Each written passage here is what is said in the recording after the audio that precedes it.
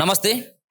BJP జాతీయ కార్యవర్గంలో భారీ ప్రక్షాళన చేసింది. దాంట్లో తెలంగాణ నుంచి ముగ్గురుంటే గతంలో ఇప్పుడు ఒకరు కూడా అవకాశం ఇవ్వలేదు. పక్కనున్నటువంటి రాష్ట్రమైనటువంటి ఆంధ్రప్రదేశ్ నుంచి ముగ్గురిని నబీ టీంలోకి తీసుకుంటే మరి తెలంగాణ నుంచి ఎవరికి కూడా అవకాశం ఇవ్వలే.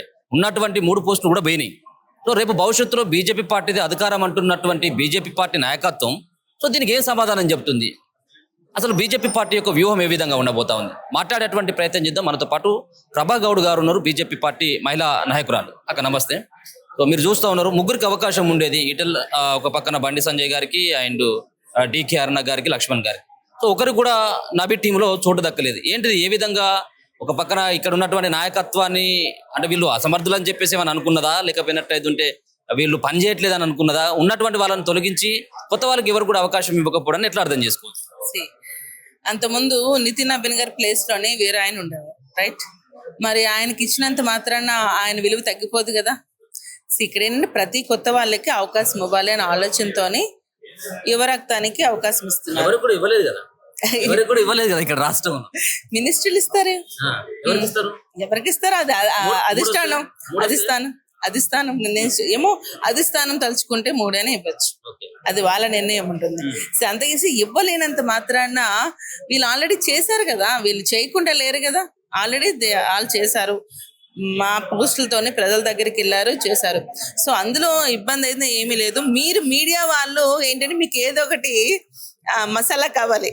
ఆ మసాలా ఎక్కడి నుంచి కావాలంటే ఉన్న నిజమే కదా మేడం మాట్లాడేది. మీరు మసాలాలు కావాలంటే మా పార్టీ ఆఫీసులోకి వచ్చి మసాలాలు తీసుకుంటున్నారు. మీరు ఎన్ని మసాలాలు పూసినా, ఎన్ని స్పైసెస్ వేసినా కూడా మీరు అనుకున్నది అవ్వదు. మేము స్ట్రాంగ్ గా ఉన్నాము.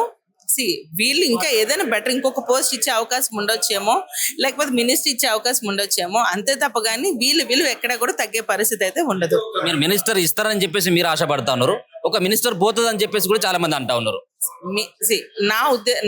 నా అంతవరకు ఏంటంటే మినిస్ట్రీ ఇస్తారని మేము నమ్ముతున్నాం. సో ఖచ్చితంగా ఉన్న వాళ్ళకి ఎవరికి వస్తుంది. దాని ద్వారా ఇంకా ప్రజల్లోకి ఇంకా ఫాస్ట్ గా వెళ్ళొచ్చు కదా, దీనికంటే దాని మీద ఇంకా వెళ్ళొచ్చు అని మా ఆలోచన. రానున్నటువంటి జిహెచ్ఎంసీ ఎన్నికల ముందు ఇది బీజేపీ పార్టీ కొంత దెబ్బే కదా. సో కొత్త వాళ్ళకి ఎవరికైనా అవకాశం ఇచ్చినట్టయితే వాళ్ళు యాక్టివ్ గా పనిచేసేటువంటి ఆస్కారం ఉండేది. సో అటువంటి ఈ తరుణంలో ఎందుకు మీ నాయకత్వం ఇటువంటి నిర్ణయం తీసుకున్నదని చెప్పేసి అనుకోవచ్చు. సో పక్కన ఉన్నటువంటి రాష్ట్రానికి 3 ఇచ్చి ఇక్కడ ఉన్నటువంటి వాళ్ళకి అవకాశం ఇవ్వకపోవడాన్ని ఎట్లా అర్థం చేసుకోవాలి? ఇప్పుడు పక్కనున్నటువంటి రాష్ట్రంతో పోల్చుకుంటే తెలంగాణ రాష్ట్రంలో మనం ఎంపీలు బాగానే గెలుచుకున్నాం, ఎమ్మెల్యేలు గెలుచుకున్నాం. సో పక్కన అంటే ఇక్కడ ఆల్రెడీ బేస్ అనేది క్రియేట్ అయ్యింది, ప్రజల్లో భారతీయ జనతా పార్టీ అనేది ఉంది. పక్కనున్న రాష్ట్రంలో కొంచెం ఇప్పుడిప్పుడే నడుస్తుంది కాబట్టి అక్కడ అవసరం అని అక్కడ పెట్టారు. ఇక్కడ మీకు చెప్తున్నాం కదా, మేము ఈ పోస్ట్ ద్వారా కాకుండా మినిస్ట్రీ రూపంలో జనాల్లోకి స్ట్రాంగ్ గా వెళ్ళాలని మేము కోరుకుంటున్నాం. అసలు మీకే ఇష్టం లేదా తెలంగాణలో అధికారంలోకి రావడం అనేది? సో వచ్చినటువంటి అవకాశాన్ని మీరే చేజార్చుకుంటున్నారా? ఒక పక్కనేమో గతంలో ఉన్నటువంటి అధ్యక్షుని తొలగించి వేరే వాళ్ళకి అవకాశం ఇవ్వడం, దాని తర్వాత కొన్ని మార్పులు, ఇది మరి ఎవరి లోపం అని చెప్పేసి అనుకోవచ్చు, ఇక్కడ ఉన్నటువంటి నాయకత్వం లోపం, లేకపోతే వాళ్ళు సరిగ్గా అర్థం చేసుకున్నటువంటి పరిస్థితి కనబడుతుంది. ఎవరి లోపం కాదు, రాజకీయ సమీకరణాలు రకరకాలుగా నడుస్తాయి. సో మాకు ఢిల్లీ నుంచి రకరకాలుగా నడుస్తాయి ప్రతిదీ కూడా. ఇప్పుడు ఇక్కడ మాకు ఇన్ఛార్జ్ అభయ్ పాటిల్ గారు ఉన్నారు. సో వీళ్ళు వాళ్ళ రాజకీయ సమీకరణాల ప్రకారం ఈ ఏరియాకి వీళ్ళు వాళ్ళు, ఈ ఏరియాకి వాళ్ళు వాళ్ళు అనేది ఉంటది. సో ఆల్రెడీ ఇక్కడ ఇచ్చారు కదా, అంత ముందు ఏపీలో ఇవ్వలేదు కదా. ఏపీలో అయితే అంతకుముందు మరి పురంధేశ్వరి గారికి అంతకుముందు ఇచ్చారు, మళ్ళీ తీసేశారు, మళ్ళీ ఇచ్చారు, అవునా కదా? ఆమెకు కూడా ఫస్ట్ టైం కాదు కదా, ఇచ్చి తీసి మళ్ళీ ఇచ్చారు. సో అట్లాగే ఇక్కడ కూడా జరగచ్చు కదా.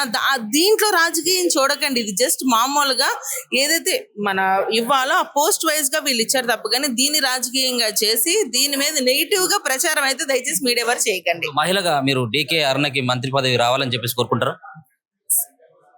పార్టీకి పనిచేసే ఎవరికైనా ఉన్న ఎంపీలు ఎవరికి మంత్రి పదవి వచ్చినా కూడా మేము స్వాగతిస్తాం. అందులో మాకు ఎటువంటి, చాలా మంది ఉన్నారు కదా డికే అరుణ కంటే ముందు ఉన్నటువంటి వాళ్ళు కూడా పార్టీలో ఉన్నారు కదా. సో ఆమెకి మీ మద్దతు ఉంటుందా, లేకపోతే ఆమెకి ఇవ్వాలని చెప్పేసి మీరు అంటే మిగతా వాళ్ళకి ఇస్తే బాగుంటుంది?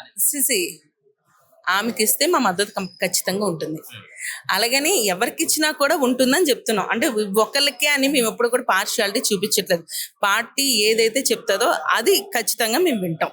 కాంగ్రెస్ పార్టీ మల్లికార్జున ఖార్గే పైన ఒక వివక్ష కనబడతా ఉంది. ఆయన నిల్చున్నటువంటి చోట దళితుడు అని చెప్పేసి పాలతోంటి కడగడం, పాలతోంటి నీళ్లతోంటి శుద్ధి చేయడం అనేటువంటిది ఒకటి కనబడతా ఉంటే, సోనియా గాంధీ వందే మాతరాన్ని అవమానించింది, దీన్ని బీజేపీ పార్టీ రాజకీయం చేస్తుంది అనేది ఒక రకమైనటువంటి బలంగా వినపడుతున్నటువంటి వాదన. ఎందుకు మల్లికార్జున ఖర్గే ఉన్నటువంటి చోటును ఎందుకు శుద్ధి చేయాల్సినటువంటి అవసరం ఏమొచ్చింది? సో అలాగే సోనియా గాంధీకి సంబంధించినటువంటి విషయంలో మీరు ఇచ్చేటువంటి క్లారిటీ. ఎందుకే ఆయన శుద్ధి ఎవరు చేశారు? శుద్ధి అనేది చేసిన విషయం అయితే మేమైతే నమ్మట్లేదు. ఫస్ట్ ఆఫ్ ఆల్ ఇంతకీ వీళ్ళని ఇప్పటి వరకు కూడా ఇట్లా వదలకూడదు. ఎందుకంటే దేశభక్తి అనేది ఏ ఒక్క పార్టీకి సంబంధించింది కాదు. అది మన ప్రజలందరిదీని. ఎంతో మంది అమరవీరుల త్యాగానికి ఈరోజు మనం తెచ్చుకునే గేయం అది. సో ఇలాంటి వాళ్ళకి ఏం చేయాలంటే ఇమీడియట్ గా మనకు ఆ చట్టంలో మనకు కొన్ని పనిష్మెంట్స్ ఉంటాయి. Prevention of insults of honour act అనేది 1971 అనేది ఉంది. సో ఆ యాక్ట్ ప్రకారం ఏంటంటే ఎవరైతే నేషనల్ ఫ్లాగ్ని కానీ నేషనల్ యాంథమ్ని కానీ ఎవరైతే అవమానకరంగా బిహేవ్ చేస్తారో వాళ్ళని తక్షణంగా లీగల్ నోటీస్ పంపించాలి అన్నది సుప్రీంకోర్టు మనకి ఇచ్చిన ఒక నివేదిక. సో దాంట్లో ఈవెన్ పిల్ కూడా వేయొచ్చు, పబ్లిక్ ఎవరైనా కూడా దాని మీద పిల్ కూడా వేయొచ్చు వాళ్ళ మీద. సో ఈ రోజు వాళ్ళు ఒక 10 నిమిషాలు వందే మాతర గేయానికి గౌరవం ఇవ్వలేని వాళ్ళు ప్రజల్ని పరిపాలించాలని ఏమనుకుంటున్నారు? ఏమనంటే మేము చరిత్రలో అది చేసాం ఇది చేసాం అంటారు. చరిత్ర పేరు చెప్పుకోవడం కదా, ప్రజెంట్ మీరు ఏం చేశారు? వీళ్ళు మీకు గుర్తుందో లేదో 1937 లక్నోలో కాంగ్రెస్ సమావేశాలు జరుగుతున్నప్పుడు వందే మాతర గేయాన్ని కుదించారు, పార్షియల్ అడాప్షన్ చేశారు వీళ్ళు. అంటే అప్పటి నుంచి అపీస్మెంట్ రాజకీయాలు మొదలు పెట్టారు. కానీ అప్పట్లో రాజ్యాంగ పరిషత్ అధ్యక్షుడు ఉన్న డాక్టర్ రాజేంద్ర ప్రసాద్ గారు ఏం చెప్పారు? జనగణ మనకి ఏ విధమైతే విలుమిస్తామో అదే విలువ మనం వందే మాతరం కూడా ఇవ్వాలి. మనం అగౌరవపరచడానికి లేదు. అగౌరవపరిస్తే ఎవరికైనా కూడా ఈ చట్టం ప్రకారం మనం లీగల్ గా ప్రొసీడ్ అవ్వచ్చు అన్నది ఉంది. వీళ్ళకి జాతీయ గేయం మీద ఒక భయం లేదు, ఒక బాధ్యత లేదు, ఒక గౌరవం లేదు. ఏదో వెళ్తామో మాట్లాడతాం. నిజంగా చెప్పండి, ఒక 10 నిమిషాలు నించోలేడా ఖర్గే? నించోలేడా? అంత మాట్లాడాల్సిన అవసరం ఏముందని అడుగుతున్నాం మేము. అంటే మీకు దేశభక్తి ఉందా? లేదు. దేశభక్తి ఉందని చెప్తున్నారు తప్ప కానీ మీరు దేశభక్తి లేదు. ఇలాంటి వాళ్ళకి ఇమీడియట్ గా లీగల్ నోటీస్ పంపించాల్సిన అవసరం ఎంతైనా ఉంది. పక్కన అర్బన్ నక్సల్స్ అంటే ఇప్పటికే తుపాకులు వదిలి వెళ్ళిపోయినటువంటి పరిస్థితి కనబడతా ఉన్నది. అడవిలో ఉన్నటువంటి నక్సల్స్ ఇక్కడ ఉన్నటువంటి అర్బన్ లో ఉన్నటువంటి ఈ నక్సలెట్లను కూడా ఏరివేయాలన్నటువంటిది ఒక నినాదం మీ దగ్గర నుంచి కనబడతా ఉంది బీజేపీ. అర్బన్ నక్సల్స్ అంటే ఏంటిది? మీ దృష్టిలో ఏంటిది? బీజేపీ పార్టీ దృష్టిలో ఏంటిది అసలు అర్బన్ నక్సల్ అంటే ఎవరు? సో ఇప్పుడు కొన్ని రాజకీయ పార్టీలు ఏం చేస్తున్నారంటే జంజేని తప్పుగా తయారు చేస్తున్నారు.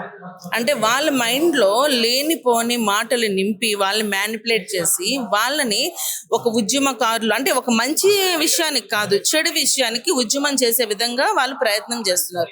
సో అలాంటి వాళ్ళు మేము అర్బన్ నక్సల్స్ కింద మేము మాట్లాడుతున్నాం. సో మేము అనేది ఏంటంటే యువత ఎవ్వరూ కూడా ఇలాంటి రాజకీయ పార్టీలకి ప్రలోభ పడకుండా వాళ్ళు ఏదైతే మంచిది అనుకుంటారో దాన్ని ముందు అడుగేయమని మేము చెప్తున్నాం. ఇప్పుడు ఎగ్జాంపుల్ మొన్న జంతర్ మంతర్ ఇష్యూ చూడండి. అక్కడ నీట్ ఎగ్జామ్ పిల్లలని చెప్పారు. కానీ ఎంతమంది బయట నుంచి వచ్చారు? దేశ విద్రోహ శక్తులు చాలా మంది బయట నుంచి వచ్చారు. అవునా, బంగ్లాదేశీల నుంచి, ఇక్కడి నుంచి, అక్కడి నుంచి, చాలా దగ్గర నుంచి వచ్చినారు. మరి వాళ్ళందరూ ఎవరు అసలు? స్టూడెంట్స్ కాదు. వాళ్ళకి యూజీసీ అంటే అర్థం తెలీదు, నీట్ అంటే అర్థం తెలీదు. ఒక జర్నలిస్ట్ ని అసభ్యకరంగా పట్టుకొని లాక్కెళ్ళారు. అంటే వాళ్ళు స్టూడెంట్సా? నమ్ముతారా అసలు? అంటే ఎందుకు వీళ్ళంతా ఎక్కడి నుంచి వచ్చారు అసలు? అంటే వీళ్ళందరినీ కొన్ని ఎన్జిఓస్, కొన్ని ఇస్లామిక్ గ్రూప్స్ ఏంటంటే వీళ్ళని పెంచి పోషిస్తున్నాయి. ఇలాంటి ఉద్యమంలో యువతతో కలిపి వీళ్ళు కూడా జంజీ కింద కలిపి వీళ్ళందరినీ కూడా ఒక ఉద్యమం కింద తయారు చేసి తర్వాత దేశానికి ఒక ముప్పు కింద తయారు చేసే పరిస్థితి మనం చూస్తాం. అందుకనే అర్బన్ నక్సల్స్ కూడా మేము వేయాలన్నది ఆలోచనలో ఉన్నాం.